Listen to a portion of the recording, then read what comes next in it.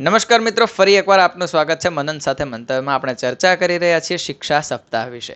આવો જાણીએ કે 29 જુલાઈ 2024 એટલે કે રાષ્ટ્રીય શિક્ષા નીતિ 2020ના અમલીકરણનું ચોથું વર્ષ અને એની ઉજવણી જે ગત વર્ષે પેનલ ડિસ્કશનના સ્વરૂપમાં થઈ હતી એ દિવસની ઉજવણી આ વર્ષે શિક્ષા સપ્તાહની અંદર કઈ રીતે થવાની છે. તો જે રીતે આપણે આગળના દિવસો વિશે તો વાત કરી કે શિક્ષા સપ્તાહમાં અલગ અલગ દિવસે અલગ અલગ પ્રવૃત્તિઓ થવા જઈ રહી છે, પરંતુ આજે એટલે કે આપણે 29 તારીખની વાત કરીએ કે 29 જુલાઈ માટે જે આપણા માટે એક ખાસ દિવસ હોઈ શકે કે દરેક શિક્ષણવિદ માટે આ દિવસ એક ખૂબ અગત્યનો હોઈ શકે કે ભૂતકાળની અંદરની આપણી પોલિસીઓમાં કે જે કોઈ પણ જગ્યાએ ક્યાંય પણ ત્રુટિ રહી ગઈ છે કે એના ઇમ્પ્લિમેન્ટેશનમાં ત્રુટિ રહી ગઈ છે, પણ આટલા વર્ષો પછી આપણને ફરીથી એક શિક્ષણ નીતિ મળી અને એ પણ ભારતના આધાર ઉપર કે ભારતની જ્ઞાન પરંપરાના આધાર ઉપર. તો આની જ ઉજવણી આપણે કરવી જ જોઈએ અને કરીશું જ આવા વિશ્વાસ સાથે વિદ્યાર્થીઓ દ્વારા, વિદ્યાર્થીઓ માટે અને વિદ્યાર્થીઓ થકી થતી આ એક્ટિવિટીમાં આજનો દિવસ એટલે કે 29 જુલાઈ 2024. તો આની કઈ રીતે આપણે ઉજવણી કરવા જઈ રહ્યા છીએ. આજે આપણે એક મુખ્ય ઉદ્દેશ્ય આપણો એ છે આ પ્રવૃત્તિનો કે આપણી સંસ્થા કઈ રીતે એક આદર્શ સંસ્થા તરીકે ઉભરી શકે અને એના માટે કઈ કઈ પ્રવૃત્તિઓ થવી જોઈએ. તો આ આદર્શ સંસ્થાની અંદર કઈ કઈ પ્રવૃત્તિઓ થતી હોય છે એના આપણે વાત કરીએ અને એ આજના દિવસે આપણી સંસ્થામાં થવા જઈ રહી છે. સૌથી પહેલાં લેંગ્વેજના ક્ષેત્રની અંદર વાત કરીએ કે કદાચ મને એવું હોય કે હું તો વિજ્ઞાન પ્રવાહમાંથી આવું છું કે સાયન્સ બેકગ્રાઉન્ડમાંથી આવું છું, તો મારે અને લેંગ્વેજને શું લાગે. પણ જ્યારે આપણે શિક્ષણ નીતિનો અભ્યાસ કરીએ અથવા તો આપણે કોઈ પણ સાયન્સ કે કોઈ પણ ફિઝિક્સ કે ઇકોનોમિક્સ કે કોઈ પણ બ્રાન્ચ હોય, અંતે તો આ બધું કોઈક ને કોઈક ભાષાની અંદર રહેલું શાસ્ત્ર છે. તો આ ભાષાનું અધ્યયન ખૂબ જરૂરી છે. તો આ ભાષાને ખૂબ સારી રીતે આગળ વધારવા અને હું તમારી ભાષા સમજી શકું ને તમે બીજાની ભાષા સમજી શકો, આપણે બધા એકબીજાની ભાષા સમજી શકીએ, તો જ ભારતની વિસરાતી ભાષાઓ પણ એક સારી રીતે બચી શકે. અને બચાવવી ભાષા એના કરતાં હું એવો શબ્દ વાપરીશ કે ભાષાની મજા લઈ શકીએ. ભાષા એ માતૃભાષા એટલે જે માતા પાસેથી આપણને જે લાડ મળતો હોય એવું જ ક્યાંક આપણી ભાષા પાસેથી પણ આપણને પ્રેમ મળતો હોય છે.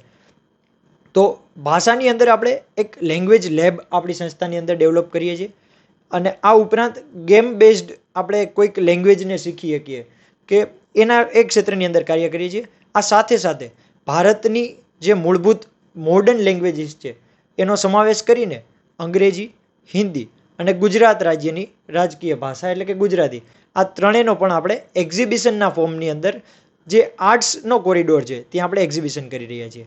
આ વાત થઈ લેંગ્વેજની. પણ સૌથી બર્ડન લાગે કે એવું માનવામાં આવે કે માત્ર ને માત્ર જે વિદ્યાર્થી ખૂબ વાંચે છે એ જ વિજ્ઞાન પ્રવાહમાં જઈ શકે, પરંતુ વિજ્ઞાન પ્રવાહ એટલે વિશિષ્ટ જ્ઞાન અને વિજ્ઞાનને પ્રયોગો દ્વારા પણ શીખી શકાય અને એ જ કદાચ સૌથી સારો અને ખૂબ ઇફેક્ટિવ વે છે.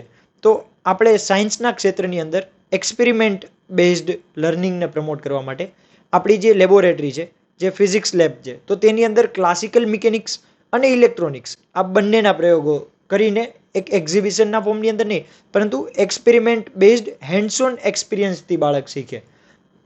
ત્યાર પછી આપણી કેમેસ્ટ્રી લેબ છે. તો કેમેસ્ટ્રીની અંદર આપણે ઘણા પ્રકારની અંધશ્રદ્ધાઓથી દોરાયેલા હોય, તો આને ખરેખર પ્રયોગોથી આપણે જાણીએ તો આપણને ખબર પડે કે આ સ્પષ્ટપણે સાયન્સ છે.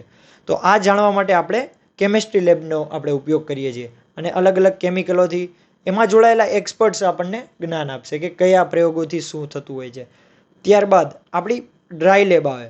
તો એક ડ્રાય શબ્દ સાથે છે ને ક્યારેક ગણિતને ગણવામાં આવે, આમ તો એ મેથેમેટિકલ સાયન્સ જ છે, પણ એને પણ પ્રવૃત્તિઓ સાથે કઈ રીતે શીખી શકાય, તો એના માટે આપણે એ જગ્યાનો ઉપયોગ કર્યો છે. અને ત્યારબાદ બોટની લેબ કે જેને લાઈફ સાયન્સ ખરેખર કહેવું જોઈએ.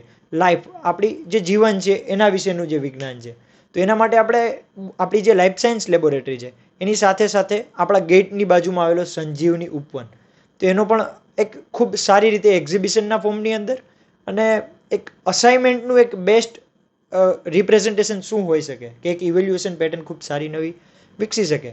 એના માટે આપણે સાયન્સ ફિલ્ડની અંદર ફિઝિક્સ, કેમેસ્ટ્રી, મેથ્સ અને લાઈફ સાયન્સ આ ચારે આયામોને એક સાથે કવર કરીએ છીએ.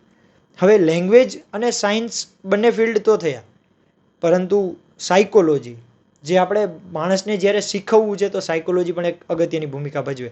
તો સાયકોલોજીની પણ એક લેબોરેટરી હોઈ શકે. આ તો ઘણા લોકો માટે કદાચ નવું હશે કે સાયકોલોજીકલ લેબ હોય. આપણે આ ફિલ્ડની અંદર છેલ્લા 6-7 વર્ષોથી છીએ તો આપણને પણ ક્યારેક નવીન લાગે કે સાયકોલોજી લેબમાં શું હશે. તો આવી સાયકોલોજીકલ લેબની પણ આપણે એક ડેવલપ કરી છે, જે ડિસ્કશન રૂમ એટલે કે આપણો લાઇબ્રેરી પછીનો જે ખંડ છે ત્યાં આપણે શરૂ કરી છે, જેનો ઉદ્દેશ્ય કે સાયકોલોજીકલ લેબ શું છે, સાયકોલોજી શું છે અને સાયકોલોજીના બેનિફિટ શું છે, આ બધું તમને જાણવામાં મદદ કરે. અને સાયકોલોજી એટલે માણસના માનસ સાથે છે, તો આપણે દિવસ ને રાત માણસ સાથે જ ડીલ કરવાનું હોય છે. જ્યારે સાયકોલોજીથી આગળ ફિલોસોફીની વાત કરીએ કે ફિલોસોફી ખરેખર કેવું માનવામાં આવે કે ફિલોસોફી કે ફિલોસોફર, જ્યારે કોઈ વ્યક્તિ આપણને બહુ જ્ઞાન આવે તો કે ભાઈ ફિલોસોફી ન કરતું, આ જ માનસિકતા હોય. અને ફિલોસોફર એટલે કોણ? લાંબી દાઢીવાળો, માથે જટાળો હોય તો કે ભાઈ આ ફિલોસોફર. એવું નથી. ફિલોસોફી કોઈ પણ વસ્તુની હોઈ શકે અને કોઈ પણ વસ્તુને આપણે ફિલોસોફીથી વધુ વિગતે સમજી શકીએ.